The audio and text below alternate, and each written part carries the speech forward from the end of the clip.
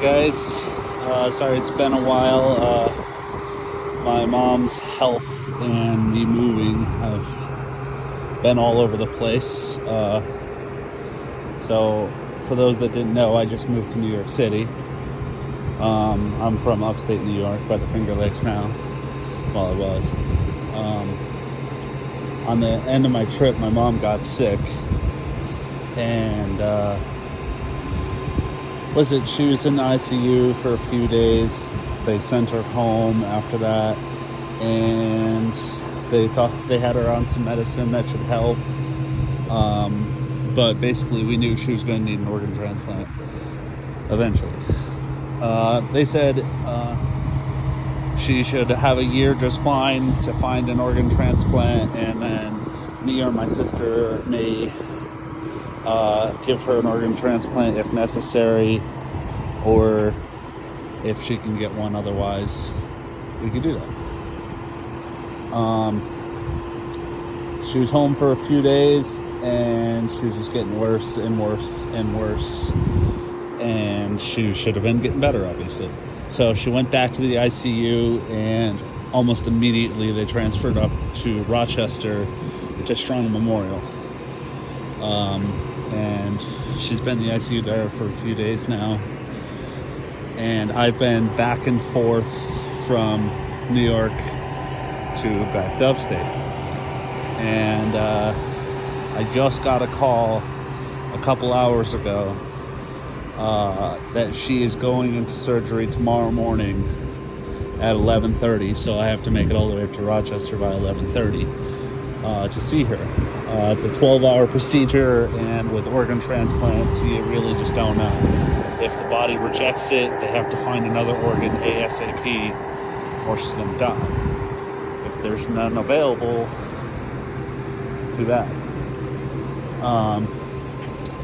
So basically the doctor's like, you need to get here because you just don't know what's going to happen. We do all the tests on the organ.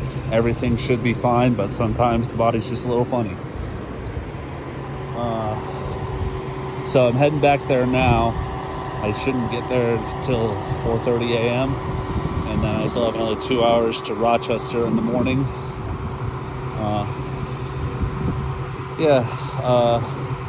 So I told my boss that I couldn't make it to work tomorrow, even though I've been off for the last 3 days dealing with this.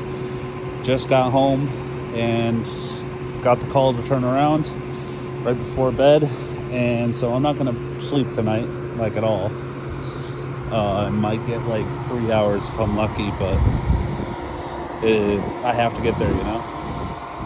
And then the worst part is I have work tomorrow at 8 a.m. So, yeah, I'm going to go all day, 12-hour surgery. She'll get out at 11:30, hopefully be lucid by midnight if I'm still allowed to stay. And then have to drive 6 hours back home and go to work. So I'll have 3 hours today to sleep and 2 hours tomorrow, unless I get off Friday too. But I feel like asking for the whole week is a bit much, especially since it's my second week at this new job because I just moved. So it's definitely interesting.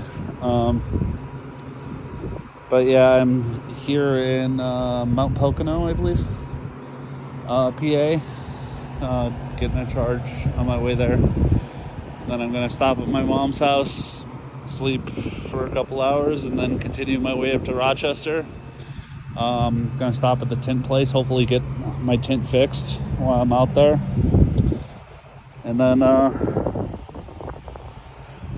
go from there. So, news on the car wise, everything's been going pretty well with it.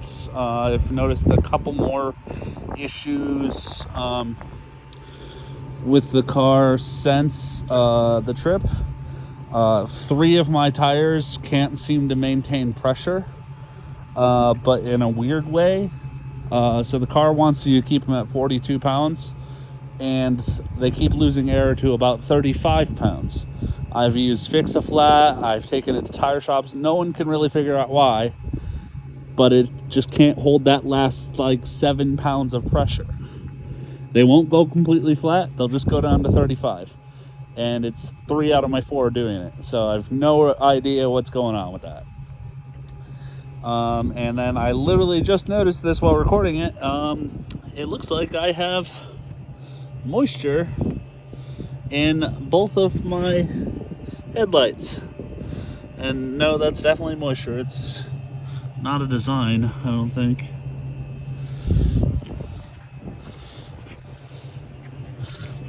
Yeah, I'm not entirely sure how that happens. But yeah, I'm getting moisture in my headlights, so that's great. I'll have to, another thing to the laundry list that when I take this to Tesla. They're booked out for like a month right now, so. But other than that, it's good. I've gotten used to the car at this point, so it doesn't feel as crazy or anything like that anymore. Like I'm already wanting a faster one, essentially. And I kind of feel like that's going to happen no matter what car I get at this point, because it doesn't get much faster. You got like 2 cars that are faster than this, well, EV wise. You got the Plaid, which it's got a second on this. I haven't driven one or ridden in one, but I'm sure it's crazy. I'm not sure how big of a difference it will feel like over this. I can't imagine it's going to feel as big of a difference coming from my old Standard Range Plus to this. And then you got the Lucid Sapphire, which is way outside of my price range, probably ever. I would love one though. They're beautiful. I love that color too. But yeah, 250K. Yeah, I don't think that's happening anytime soon. And then maybe the Roadster, if that ever comes out, I would love one of those. That is also a very, very pretty car. I think this one's a little inspired off of it too. But yeah, eventually I would love to own a Roadster, but again, 250K, probably not happening. And that was 250K 6 years ago when it was unveiled, or 7 years, something like that, when it was unveiled. So who knows what that'll actually turn out to be, because Cybertruck was unveiled at 40 grand and then launched at 70. So but yeah, I have to get back on the road now. I just wanted to give you a quick update on why I've been absent. I have a couple video ideas that I want to do once everything is taken care of with my mom. Hopefully this organ goes well and she's back up on her feet in a few weeks, and my life won't be so hectic. But like and subscribe, and I'll update you guys soon with some more ideas.